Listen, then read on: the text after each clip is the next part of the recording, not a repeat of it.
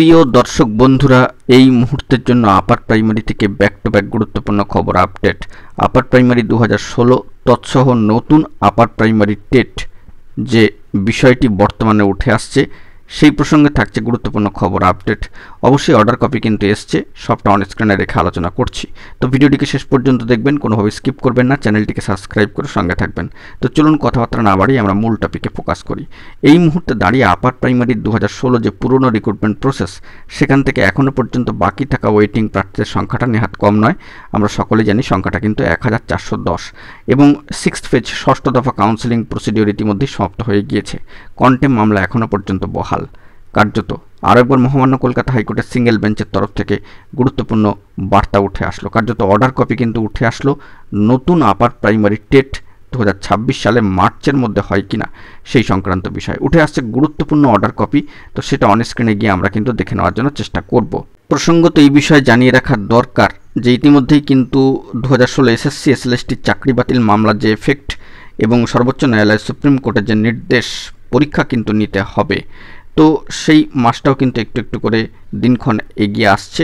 সব মিলিয়ে সেইও একটা জায়গা কিন্তু রয়েছে স্কুল সার্ভিস কমিশনের ওপরে, যে পরীক্ষাটা কিভাবে কন্ডাক্ট করতে হবে, যাবতীয় বিষয়াদি।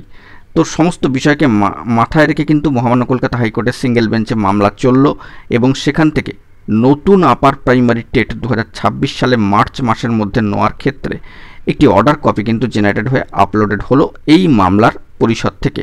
এবং সেই বিষয়ে আমরা অন স্ক্রিনে গিয়ে দেখলেই বিষয়টি স্পষ্ট হবে যে নতুন আপার প্রাইমারি টেট 2026 মার্চের মধ্যে নেওয়া প্রসঙ্গে কি বার্তা উঠে আসছে মহামান্য কলকাতা হাইকোর্টের সিঙ্গেল বেঞ্চের। তো চলুন সরাসরি অন স্ক্রিনে গিয়ে বিষয়টিকে একটু দেখে নিই। আমরা চলে এসেছি সেই অর্ডার কপিতে, 3 পাতার পিডিএফ অর্ডার কপির যে একেবারে শেষের দিকের অংশ, সেইখানের অংশটা আমরা একটুখানি খেয়াল করব। দেখুন তাহলে, in view of statements made in paragraph 7 of the report filed today and memo dated 2রা May অর্থাৎ 2nd May 2025 issued by the Secretary to the Government of West Bengal addressed to the Commissioner of School Education West Bengal.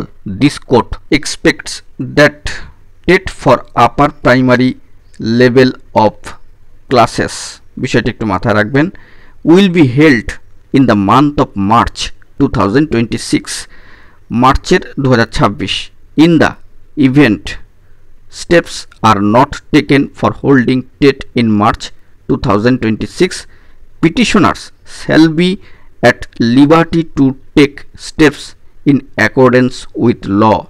Writ petition stands dispose of. তাহলে বুঝতেই পারলেন যে নতুন upper primary TET conduct করার ক্ষেত্রে upper primary level of ক্লাসেসের ক্ষেত্রে March মাসের 2026-এর March মাসের মধ্যে যদি না হয়, সেক্ষেত্রে কিন্তু অবশ্যই পিটিশনাররা দেরকে একটা লিবার্টি দেওয়া হচ্ছে। তারা কিন্তু ল মেনে, অ্যাকর্ডেন্স উইথ ল, তারা কিন্তু নেসেসারি পদক্ষেপ বা স্টেপস কিন্তু নিতে পারবে বা নিতে পারে, সেই মর্মে একটা বার্তা উঠে আসছে এবং কার্যত রিট পিটিশনটাকে কিন্তু ডিসপোজ করা হলো।